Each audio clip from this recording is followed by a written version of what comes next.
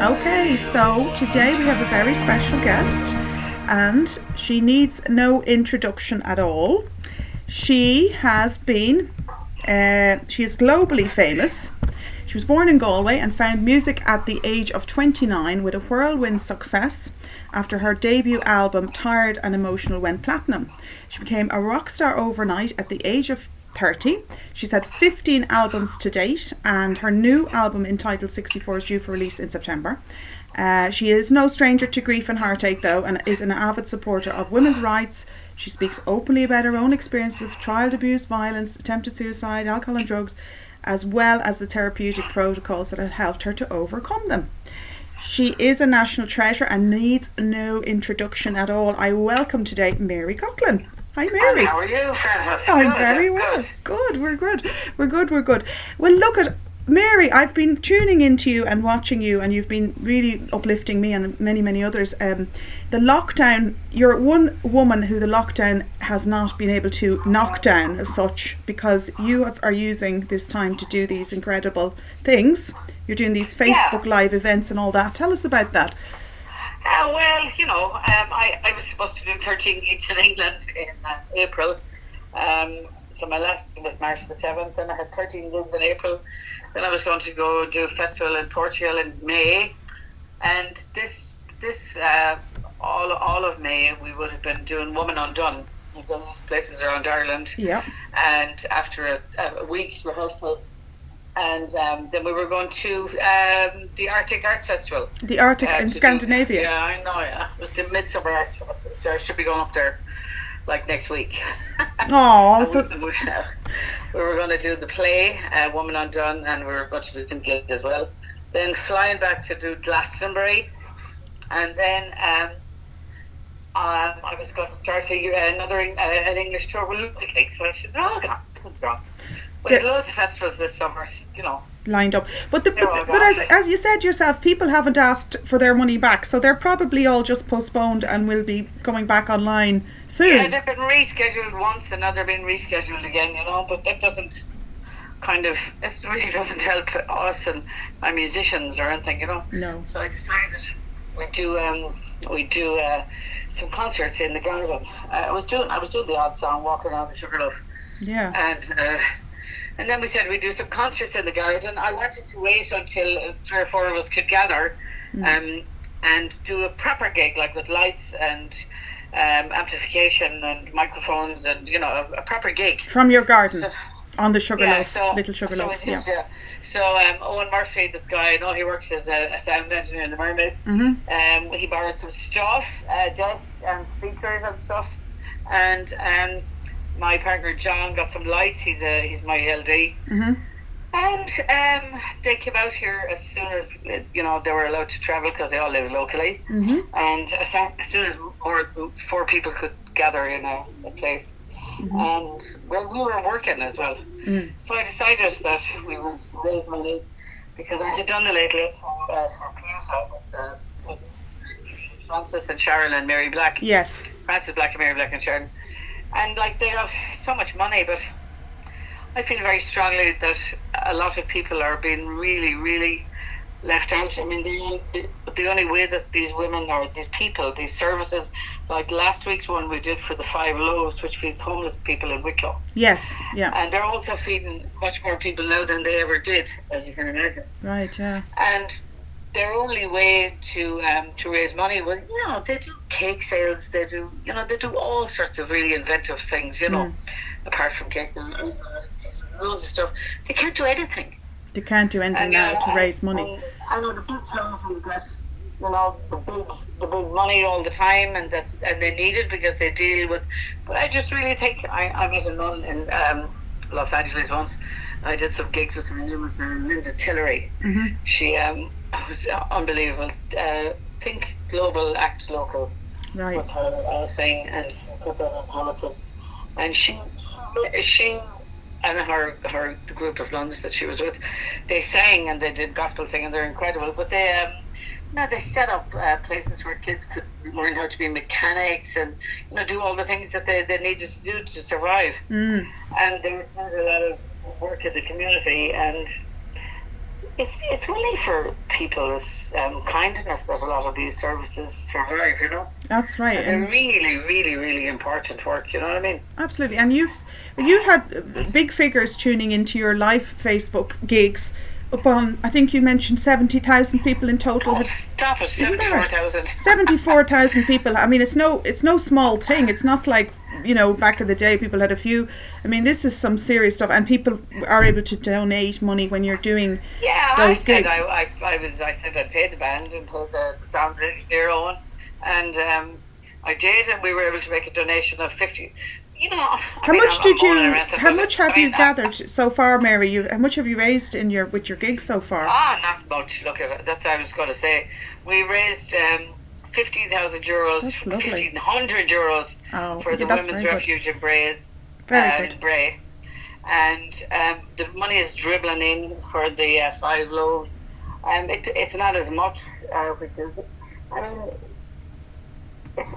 a lot of people are doing the gigs for free. I just ask for donations because I want to support those services. But for something that 47,000 people first and everybody got a few bob, and then I give the money to the women.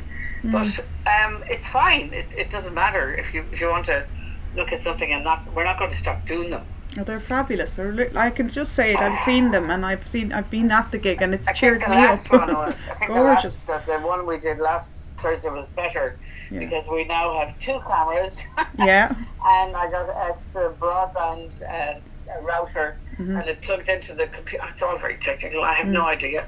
I'd be lost to those lads. They know how to do it with them. So there you go. But it comes off very well, and the location is beautiful because it's on the Little Sugarloaf. So I mean, in the backdrop here we have beautiful scenery. We have sky nights getting dark with stars, and it really is lovely. Yeah. It's gorgeous. It's really a sight to behold, and your voice, of course, is magical. So it just is. We'll do another one on Thursday, and then Friday night we're going to do one this week, and then we'll see how it goes after that. And it's a lot of work, and it's something that we would do anyway, just because we're so happy to play music. Yeah. So we keep going, for as long as we can. And it keeps people's spirits up, and this is a time now, this lockdown is a time where it's it's necessary, it's perfect to help people, because there's so much going on. We're reading in the newspapers about people drinking more, the bottle banks are full up, there's a lot going on. Stop it. Do you know it's going on, and people do need something. I know that your concert really cheered me up, but for those out there who are kind of drinking too much, I mean, you have a story to tell, Mary. You went through a lot with alcohol and drugs and everything. Tell us a little bit. When did you start drinking? What age were you? How did it all happen? And what? Well, I had a few drinks like every other teenager. Like really, the first time I ever noticed that I had a problem with it was, I suppose I was about 31, and I was come back from a 10-week tour of Europe and Scandinavia. And like the crack was mighty on the bus, the tour bus. We were living on the bus, drinking on the bus, eating on the bus. And I came home and I started to feel like, Jesus, I want to drink, because you would do 10 weeks of work, and then you would have maybe 10 weeks off. And I was living in a hotel, and I was going out for a drink one day, and in the middle of the day, like lunchtime. And I never forget doing that, and I kind of needed it, Anyway, so that's it. I began to feel sick, and I didn't know what it was. I told the doctor that I was sick, and he did liver tests and everything. He said, "You're having withdrawal." I said, "Back on." Wow. And so that was the big wake-up call for me, but it didn't stop there, It took probably 3 more years of horrific, drinking. And the last time I ended up in hospital, I was on life support. Wow. And then I had been hospitalised 30 times in the 2.5 years previous to that for alcohol poisoning. And before we go on, because you have an incredible recovery story, and there's so much that sort of came out with your recovery, and One Woman Undone highlights that, the theatre production. But women drinking alcohol is a funny thing, isn't it? Because really, sometimes men's drinking in the arts, like Brendan B and Dylan Thomas, Hemingway, they're sort of celebrated, but women, it's looked down on. It's a different. It's a different approach. It's a lot more shame associated with it, and I know I felt, because I was a man, everything, a mother, and I had kids, I felt really ashamed of myself for being an alcoholic, because you typically, I I had to start calling myself an alcoholic when I got treatment, and I'm an alcoholic and a drug addict in recovery every day. 26 years. But they're brave words, and they don't come easy to anyone to say. So I mean, I congratulate you to say those words, because that's that's a big thing. It's very hard to accept ourselves as we for the things that aren't perfect within us, and that's where our healing is. So it's wonderful. It's just so available. I mean, particularly alcohol, it's so available. And of course, and I drink is fine. People have a glass of wine or a beer on a lovely day, but like, I would never, if there was alcohol in the house, I would have to drink every single last drop of it, before I'd be happy, Yeah. So, well, that's... and the whole thing about the women, I think, was it's particularly kind of change yourself, Yeah, so because I remember reading a book recently about alcoholism where it was men's drinking can be seen as important drinking, the great time to think, the great thinkers drinking, but women's drinking hasn't got the same elusive quality, and it's not fair. Well, not that we want just the whole thing of being a mother and a woman, and it's but it wasn't the thing. I mean, I think that's why they put them in snugs years ago. You should put the woman going into the snug and have a bottle of stout, That was the big, thing. Behave ourselves. For me, it was just, I had to say it, and it was very important for me to say it when I came out of the Rutland, because I didn't want other people to start saying it about me behind my back, and But that's one and reason. I think that if we had held the culture that we had when poor Amy Winehouse was around at that time in Ireland 30 years ago, when I was drinking, I'd have been slaughtered, you know what I mean? But journalists didn't do that. Yeah. They didn't follow people around and hound them, and it wasn't done. Thank God. But I guess they all knew that I was drinking, and stuff like that. But anyway, well, you came around anyway from it. You went into recovery, and you worked underneath the famous Irish psychiatrist Dr. Ivor Brown, who was a professor for psychiatry at the UCD, and he's known for his opposition to traditional psychiatry and his skepticism about psychiatric drugs. So you did different treatments, alternative treatments, regressional therapy. What is that? Because I know Axl Rose did that. I know a lot of celebrities did that. So what is that for people who don't know what it is exactly? Well, first of all, I did 2 years of stuff with the Rutland, aftercare, 2 years of aftercare. Yeah. That's kind of, you have to do that. Mm-hmm. And I went, you have to do the traditional things, like they ask you to go to AA and stuff like that. And I have always wanted to know, I suppose, why I did it, why people drink. Yeah. Why do you want to numb the pain that's so bad? Like, you just kind of stand it sometimes, and it seems to me when you have a few drinks, you kind of get in touch with that pain. And then you want to bury it, you remember things. Yeah. And I know that people for years have used drugs to regress people and stuff like that, but Ivor doesn't. He just used breathing and counting. But I only just started to do that 3 years ago. 3 years ago. I felt, because I'm 26 years after jail, but like 3 years ago, I felt like some of my my thinking, my ways of thinking, I just always wanted to get to the very root of the way I felt, Yeah. Some people are happy to go to AA and never pick up a drink again for the rest of their lives, and some people like to question it and why and everything about it. Yeah. And the regression therapy was, for me, I always wanted to work with Ivor. I went to see him speak it a few times when I was drinking, and I couldn't, get the courage to put up my hand. But then I just wanted, I didn't even know if he was still taking people. I just, approached him and asked him. I met him somewhere. It's the funniest thing. And I asked him, and he said, sure. He said, I am still working. He was in his late 80s at the time. And he thinks that people, like animals, fight or flee, when they're having problems. Yeah. Humans freeze. And in moments of extreme emotional and psychological torture, if there's something awful happening to you, like you're being abused or beaten or something like that, you actually freeze that trauma. It's just held in your body as just frozen in time, and you never process it properly, and you never consign it to memory. So Okay. whenever you have, let's say, a fight with your boyfriend, Yeah. you'll go back to that time. Your behaviour goes back. You act from that time. That's Right. what I really believe. Yeah. And then I started to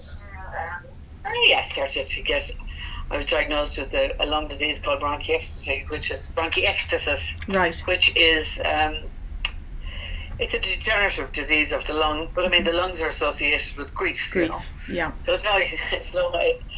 I believe that your body keeps the score. There's a very famous book by a guy called oh Jesus, I forget his name, but I'll think of it in a minute. And The Body Knows the Score is the book, isn't it? It's a good. It's a book. You believe that's a great book to get to understand. So the things that are there. Yeah, it was kind of my Bible. And so when I started working with Ivor and a woman called Jill, I started to write down every single day, and I'd wake up in the night and I'd write down dreams, and I started to write down stuff.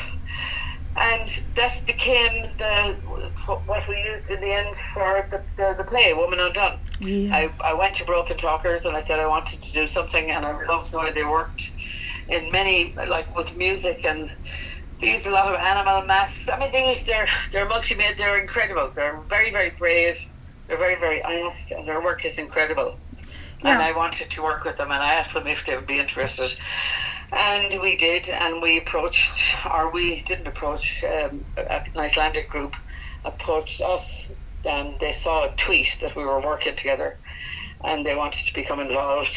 And that started my little excursions up to Iceland to work with a composer called Valgeir Sigurdsson. Yes. And he's worked with Björk and Sigur Rós and many symphony orchestras all over the world. He does very experimental music. So we did the whole score. So the whole thing, I don't know if you haven't seen it, you'll see it next year. It'll be out again. Yeah, I've read a lot about it though. Yeah.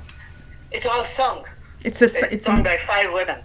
It's an art and musical fusion, isn't that what you call it? A theatrical art and musical fusion, yeah. And then there's a young woman, Erin O'Reilly from New York, or from California. Mm-hmm. She's a dancer, and she lives in Switzerland, and she has long red hair. So she played little Mary when Mary was little, and she played young Mary when Mary was going through all her drinking. Brilliant. So it's a very, very powerful piece. Brilliant. I'd love to. I can't wait to see it. Do, and all our stuff was cancelled this year, so it'll come back next year. So do you have any idea when it's coming back? I know it premiered in the Project Arts Centre in Dublin originally, but when is it? Sure, we were all over the country. We were due to be. We were doing.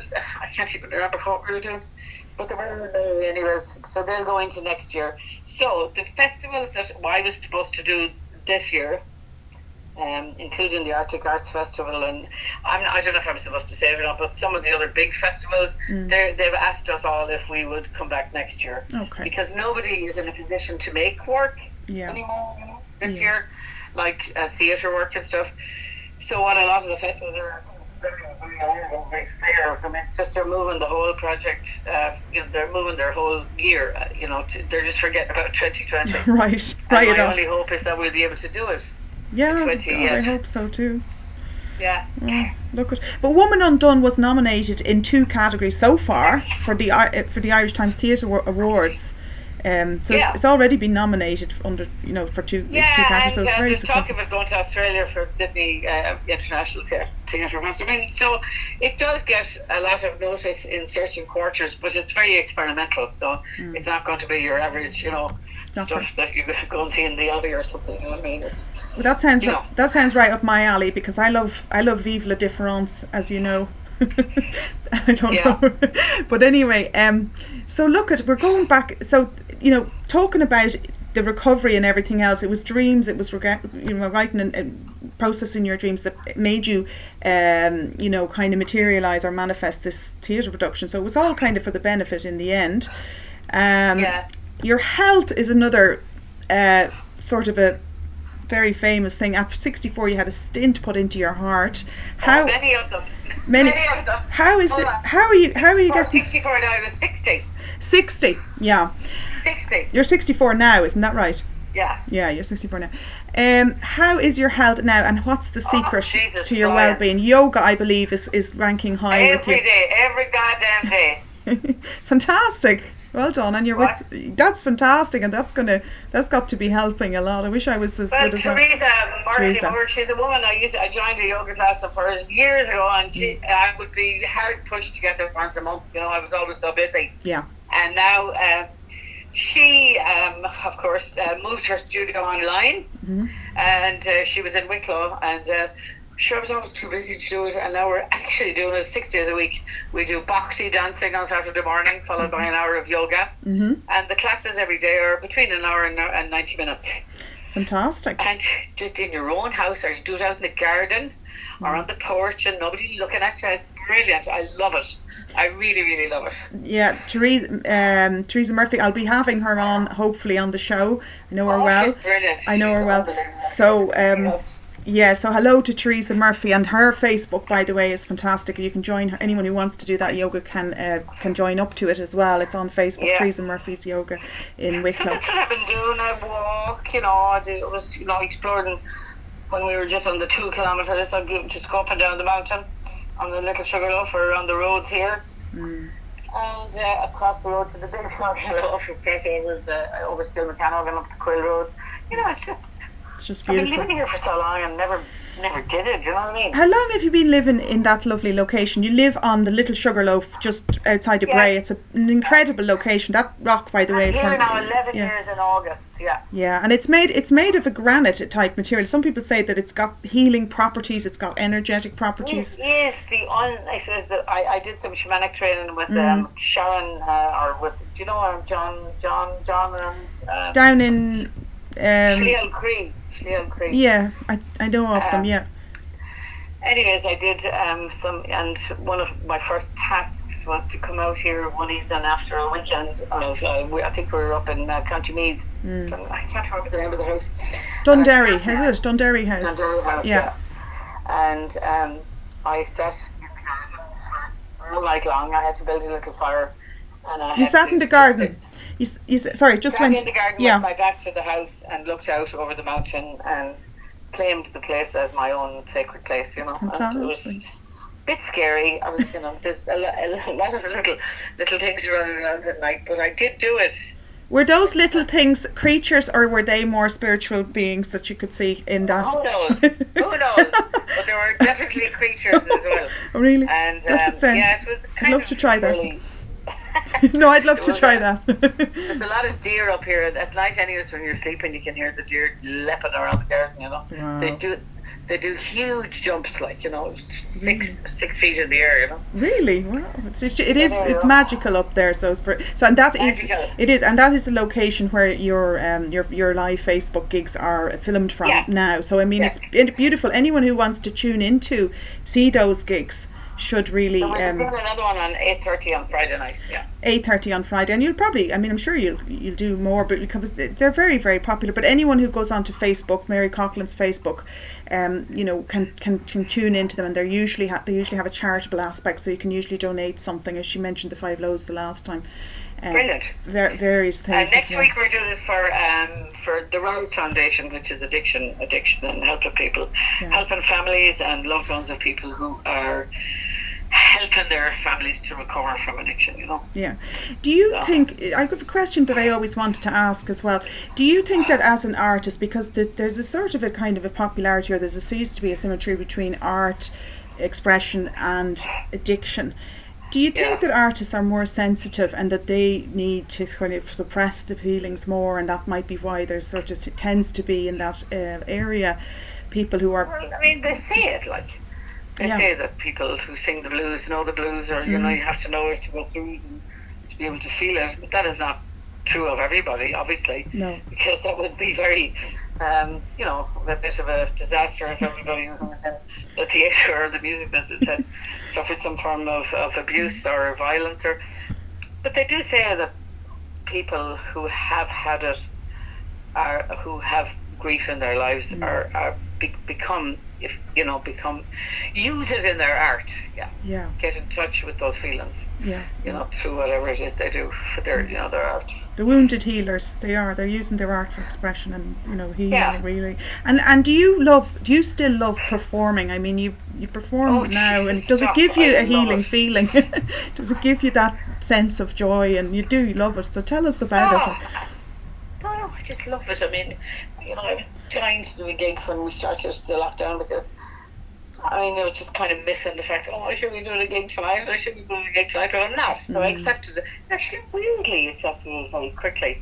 But then I began to work on, with the guys, maybe when we can travel for 5 kilometres, we can meet up in the garden and do something different, so because people were doing gigs on YouTube and Facebook, and they were doing those Zoom things, which we did try. It was a disaster because there was a delay, and we just couldn't get it together. So we just said, look at this until we can meet each other up and do it properly. And then we decided we'd do it acoustically, and then he said, no, we'll just do a real gig. Just do a real gig, just film it. With electricity and all, and lights and everything, and amps and speakers and monitors and microphones. And so we did, and it took a lot to get together. And the broadband wasn't great the first night, and people were moaning about it. So then I got in contact with a Wicklow-based Wi-Fiber, and they gave me a new router that we could plug the sound desk into. So the sound engineer sits on the veranda, and he mixes the sound as it's like a proper gig. Wow, it is really great sound. I have to say, I was a bit shocked to hear how good it is on Facebook myself. Well, he's in hot demand now, so he is.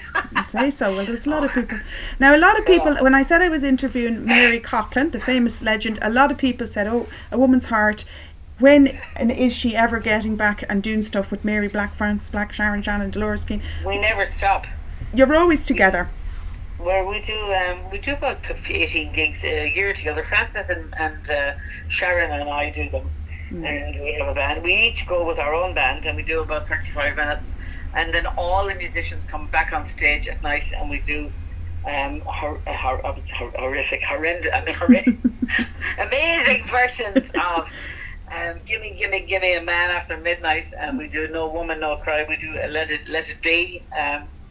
So we do songs that we would not normally be associated with, and we do it together, and Sharon does the solos on the accordion. It's great, but they're great crack. Yeah. So we actually had 18 gigs between the 29th of December up until the 29th of February. Oh God. We were gigging all the time, and we have such crack. We all stay overnight in Images. We go from Killarney up to Sligo, Donegal, all over we're up and down the country like blue arse flies. Very good. Every Thursday, Friday, Saturday, and some Sundays, and we just love it, and we're great friends, so it's really cool to meet up. We do 3 gigs one week and 3 gigs the following week, and in between that time, I was going to London to work with Pete Lannister, my producer, and I was writing songs with him.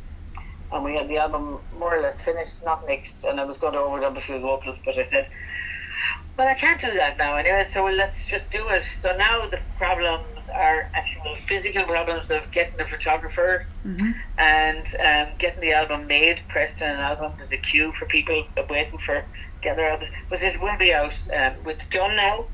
It's mixed, it's mastered, and it will be out on September the 4th, but we're putting a single out next month. Is the 64 is your album, and it's featuring those artists too, or the same? No, mine. No. Which artist? No, me and my band. You and your band, yeah. Yeah.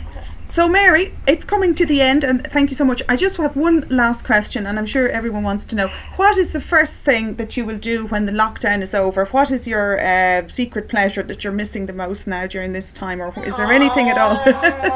Is there anything at all? I know your son is a chef, so you've been getting great food. Because I was 64, and it's kind of significant. Yeah. The Beatles song, when I'm 64. I never thought I'd reach 64 for a start. And I really wanted to spend it with my family and my grandchildren and my children. And I booked this beautiful villa in Sicily.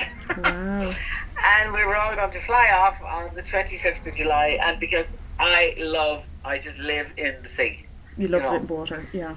And I'd be in the sea, and I'd go in the morning, and I kind of lay there all day and read books and do nothing really except eat ice cream. Mm-hmm. And last year I did it with all my friends. Mm-hmm. So I had friends who came from England and from New York and everything, and we went to Italy, mm-hmm. and we did just that. We lay on the beach, and we lay in the pool on noodles, mm-hmm. and all of it. And we had ate together every evening, and we just had an absolute fab time. This year I decided for my 64th I wanted to do it with my family. So I don't know whether that's going to happen or not. Probably not, because of the travel restrictions. But if they, that's what I really want to do. I want to go to Sicily, and I want to jump in the water. Well, that's what Mary Coghlan is going to do.